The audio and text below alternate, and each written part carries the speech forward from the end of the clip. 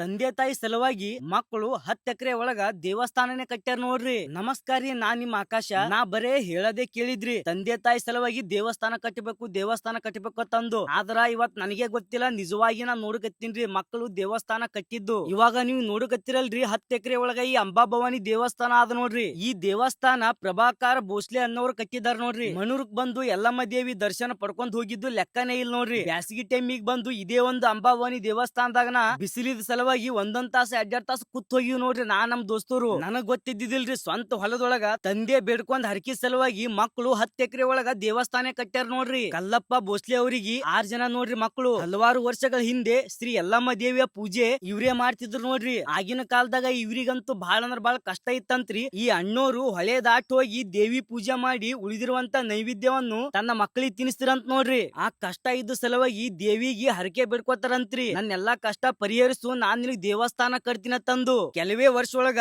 ಅವ್ರ ಮಗನಿಗೆ ಪುಣೆ ಒಳಗ ಫಾರೆಸ್ಟ್ ಆಫೀಸರ್ ಆಗಿ ಗೌರ್ಮೆಂಟ್ ಜಾಬ್ ಸಿಕ್ತಂತ ನೋಡ್ರಿ. ದೇವಿಯ ಆಶೀರ್ವಾದದಿಂದ ತನ್ನ 6 ಜನ ಮಕ್ಕಳಿಗೆ ಒಳ್ಳೇದೇ ಆಗ್ಯದಂತ ನೋಡ್ರಿ. ಕಲ್ಲಪ್ಪಣ್ಣವ್ರು ತಿರುಕೋ ಟೈಮಿಗೆ ಒಂದು ಮಾತು ಕೊಟ್ಟಿರಂತ್ರಿ ಪ್ರಭಾಕರ್ ಅಣ್ಣವ್ರಿಗೆ, ನಾ ಬೇಡ್ಕೊಂಡ್ ಹರಕಿ ನೀ ತೀರ್ಸಪ್ಪ ತಂದು ಕೊನೆ ಉಸಿರಿ ಬಿಟ್ಟಾರಂತ ನೋಡ್ರಿ. ಇವಾಗ ನೀವು ನೋಡಕತ್ತಿರಲ್ಲ, ನಾ ಎಲ್ಲಿ ನಿಂತಿನಂತಂದ್ರ ಅವರ ತಂದೆ ತಾಯಿಯ ಮೂರ್ತಿ ಇರುವಂತ ಸ್ಥಳದೊಳಗೆ ಇದ್ದಿ ನೋಡ್ರಿ. ಇದೇ ಒಂದು ಸ್ಥಳಕ್ಕ ಮತ್ತ ಪಾಂಡುರಂಗ ವಿಠಲನ ದೇವಸ್ಥಾನ ಅಂತಾನು ಕರೀತಾರಿ. ಯಾಕಂತಂದ್ರ ಹೊಳೆ ದಂಡಿಗಿದ ಸಲುವಾಗಿ ಪಾಂಡುರಂಗ ವಿಠಲನ ಪೂಜೆ ಮಾಡ್ತಾರ್ರಿ. 10 ಎಕರೆ ಪೂರ್ತಿ ದೇವಸ್ಥಾನಕ್ಕೆ ಬಿಟ್ಟಾರ ನೋಡ್ರಿ. ನಿಮಗೇನಾದ್ರೂ ಅವ್ರ ಪರಿಚಯ ಇದ್ರಂದ್ರೆ ಅವ್ರಿಗೆ ಈ ಒಂದು ವಿಡಿಯೋನ ಶೇರ್ ಮಾಡ್ರಿ. ಏನಾದ್ರೂ ತಪ್ಪಾಗಿ ಹೇಳಿದಂದ್ರ ಕ್ಷಮಿಸ್ರಿ. ಈ ಸ್ಟೋರಿ ಬಗ್ಗೆ ನಿಮಗೆ ಏನ್ ಅನಿಸ್ತಾ ಅಂತ ಕಮೆಂಟ್ ಬಾಕ್ಸ್ ತಿಳಿಸ್ರಿ. ಆದಷ್ಟು ವಿಡಿಯೋನ ಶೇರ್ ಮಾಡ್ರಿ. ಹಾಗೆ ನನ್ನ ಒಂದು ಅಕೌಂಟಿಗೂ ಫಾಲೋ ಮಾಡ್ರಿ.